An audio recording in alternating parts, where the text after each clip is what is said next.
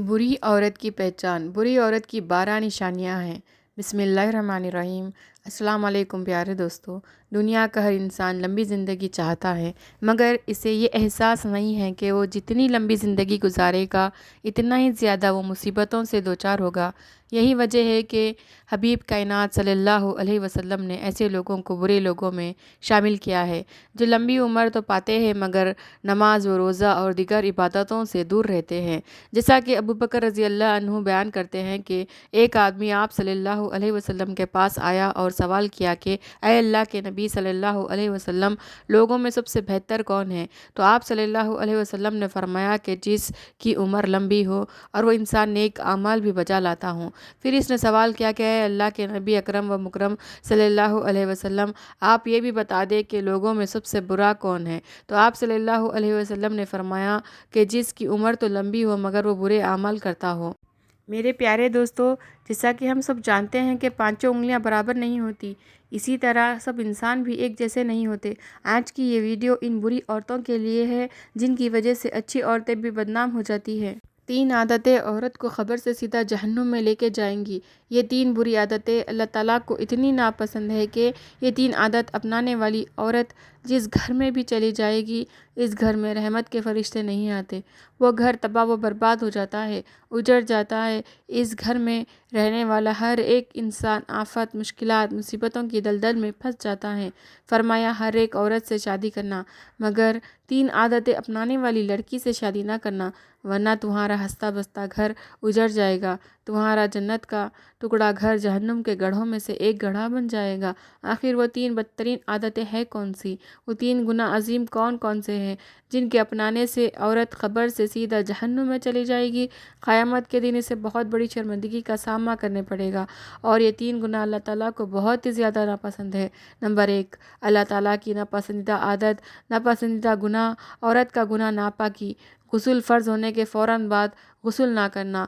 गांव की औरतें 3-4 दिन गुजर जाते हैं, 5 दिन गुजर जाते हैं, 8 दिन गुजर जाते हैं, इन्हें मालूम ही नहीं होता कि हमारे ऊपर गुस्ल भी फ़र्ज़ है, हमने तो गुस्ल किया ही नहीं।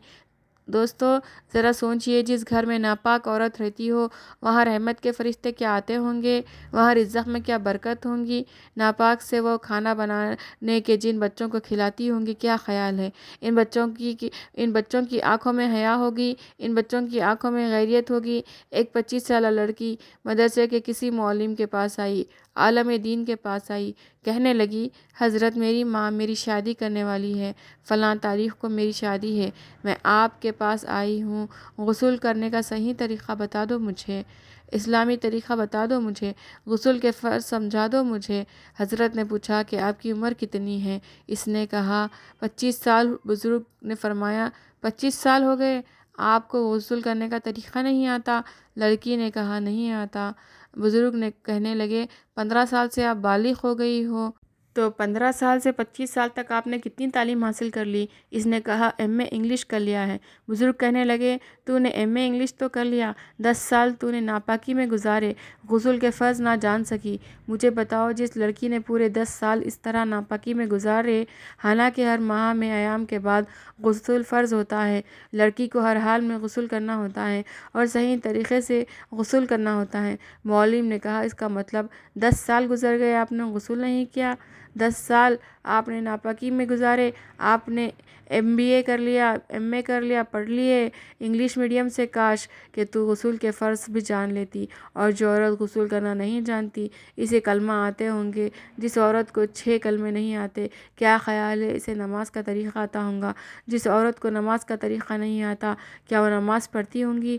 जिसको नमाज़ पढ़ने का तरीक़ा नहीं आता, क्या इसे अल्लाह की पहचान होगी? जो नमाज नहीं पढ़ती, जो कुरान नहीं पढ़ती, इसको अल्लाह की पहचान कैसे होगी? हरगिज़ ऐसे अल्लाह की पहचान नहीं हो सकती। फरमाया सब कुछ करना लेकिन नापाकी से बचना। बुज़ुर्ग ने फरमाया जल्दी से तौबा करो कर और गुस्ल का तरीक़ा जान लो, नमाज का तरीक़ा सीख लो। ये ज़िंदगी के लम्हे तेरे लिए गनीमत है, इन्हीं लम्हों में मैं खुदा की याद और मोहब्बत के दिए अपने दिल में जला ले।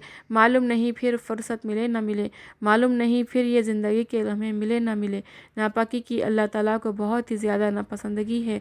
फरमाया नापाक रहने वाली लड़की से कभी भूल कर भी शादी ना करना। کرنا ورنہ یاد رکھنا برکت سے ہاتھ دھو بیٹھوگے۔ فرمایا دوسرا گناہ، دوسری بری عادت غیبت کرنا ہے۔ جہاں دو چار عورتیں اکٹھی بیٹھی رہتی ہیں وہاں غیبت شروع ہو جاتی ہے، فلاں ایسا ہے، فلاں ویسا ہے، کسی نے کسی عورت کی غیبت ہو رہی ہے، بیوی اپنے شوہر کی غیبت کر رہی ہوتی ہے، ساس اور سسر کی غیبت کر رہی ہوتی ہے، شوہر کی عزیز و قریب کی غیبت کر رہی ہوتی ہے۔ کسی بادشاہ نے اعلان کیا کہ آج کی مجلس میں جو بھی سب سے بڑا جھوٹ بولے گا اسے منہ مانگا انعام دیا جائے گا۔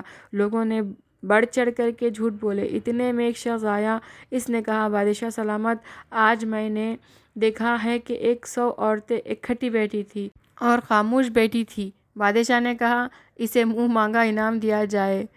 سب سے بڑا جھوٹ تو یہ کہ 100 عورت اکٹھی بیٹھی ہو اور خاموش بیٹھی ہو، یہ کیسے ہو سکتا ہے؟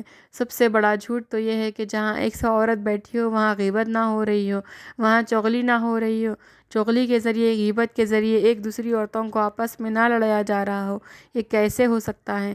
فرمایا غیبت سے بچنا، غیبت نیکیوں کو اس طرح کھاتی ہے جس طرح آگ لکڑیاں کھاتی ہیں۔ حضرت ابو ہریرہ رضی اللہ تعالیٰ عنہ سے مروی ہے کہ رسول اللہ صلی اللہ علیہ وسلم نے ارشاد فرمایا، تم جانتے ہو کہ غیبت کیا چیز ہے؟ صحابہ کرام رضوان اللہ تعالیٰ علیہم اجمعین نے عرض کیا، اللہ اور اس کے رسول صلی اللہ علیہ وسلم زیادہ جانتے ہیں۔ آپ صلی اللہ علیہ وسلم نے فرمایا، اپنے مسلمان بھائی کا ذکر اس طرح کرنا کہ وہ اسے ناگوار گزرے۔ لوگوں نے کہا اگر وہ برائی اس میں موجود ہو تو؟ آپ صلی اللہ علیہ وسلم نے فرمایا، اگر اس کے اندر وہ برائی موجود ہو تو تم نے اس کی غیبت کی، اور اگر وہ برائی اس کے اندر موجود نہ ہو تو تم نے اس پر بہتان باندھا۔ فرمایا تیسرا گناہ خدا کو خاوند سمجھنا۔ استغفر اللہ۔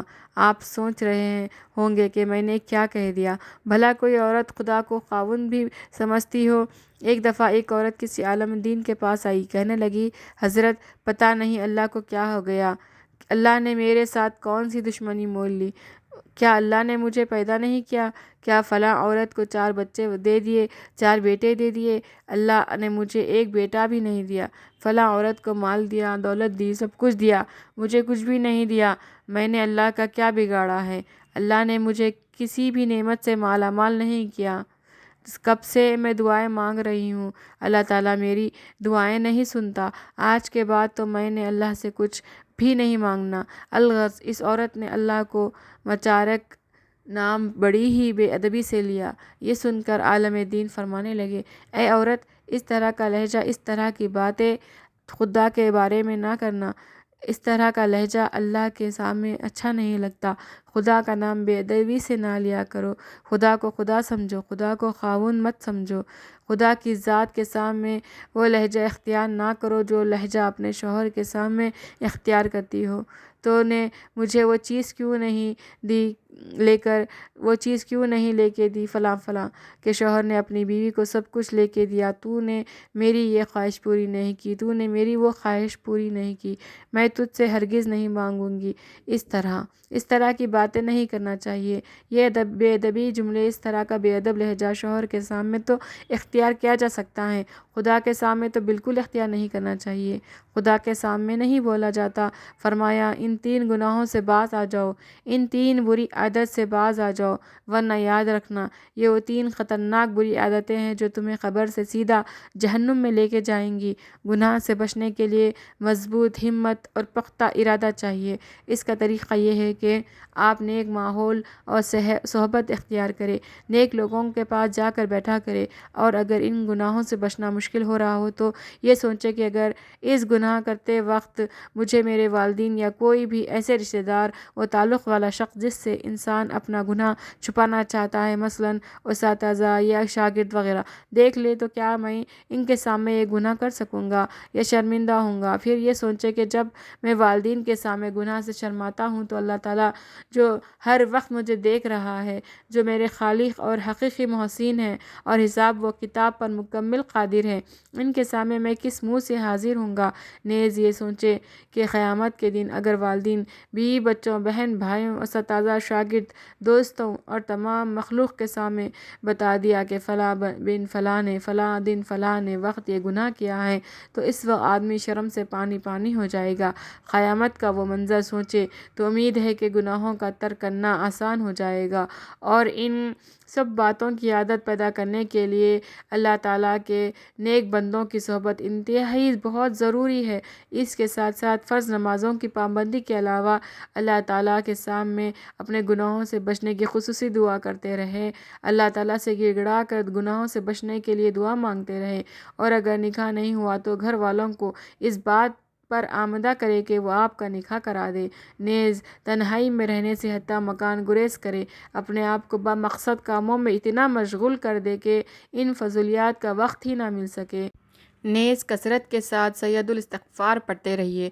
سید الاستغفار یہ ہے: اللہم انت ربی لا الہ الا انت خلقتنی وانا عبدک وانا علی عہدک ووعدک ما استطعت اعوذ بک من شر ما صنعت ابوء بنعمتک علی وابوء بذنبی فاغفر لی فانہ لا یغفر الذنوب الا انت۔ ترجمہ ہے اس کا: اے اللہ، تو ہی میرا رب ہے، تیرے علاوہ کوئی عبادت کے لائق نہیں، تو نے مجھے پیدا کیا اور میں تیرا بندہ ہوں اور تیرے عہد اور وعدے پر قائم ہوں، جس کی قدرت طاقت رکھتا ہوں۔ میں نے جو کچھ کیا اس کے شر سے تیری پناہ چاہتا ہوں، اپنے آپ پر تیری نعمت کا اقرار کرتا ہوں اور اپنے گناہوں کا اعتراف کرتا ہوں، بس مجھے بخش دے، کیونکہ تیرے علاوہ کوئی گناہوں کو نہیں بخش سکتا۔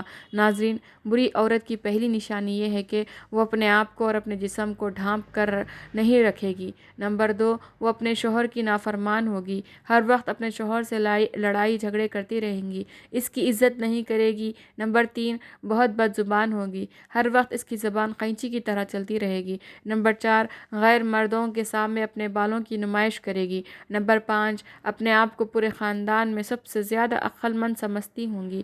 نمبر 6، دوسرے کو بات کرنے نہ دے گی، نہ کسی کی بات سنے گی۔ نمبر 7، اسی کو اپنی نیند بہت عزیز ہوگی، زیادہ وقت تک نیند کا بہانہ کر کے سوتی رہے گی۔ نمبر 8، وہ چیخ کر بلند آواز میں بولے گی اور منہ پھٹ ہوگی۔ نمبر 9، غیر مردوں کو دکھانے کے لیے باریک اور دکھاوے والے کپڑے پہنیں گی۔ نمبر 10، دوسروں کے سامنے اپنے شوہر کی بہت برائی کرے گی۔ نمبر 11، اپنے شوہر کی بات کاٹ کر اپنے بات کو ترجیح دے گی۔ نمبر 12، بازاروں کے زیادہ چکر لگائے گی، ہر وقت اسے کپڑوں اور میک اپ کی فکر پڑی رہے گی۔ اللہ پاک ہمیں دین مکمل سمجھ نصیب فرمائے اور ان پر عمل کرنے کی توفیق عطا فرمائے، آمین یا رب العالمین۔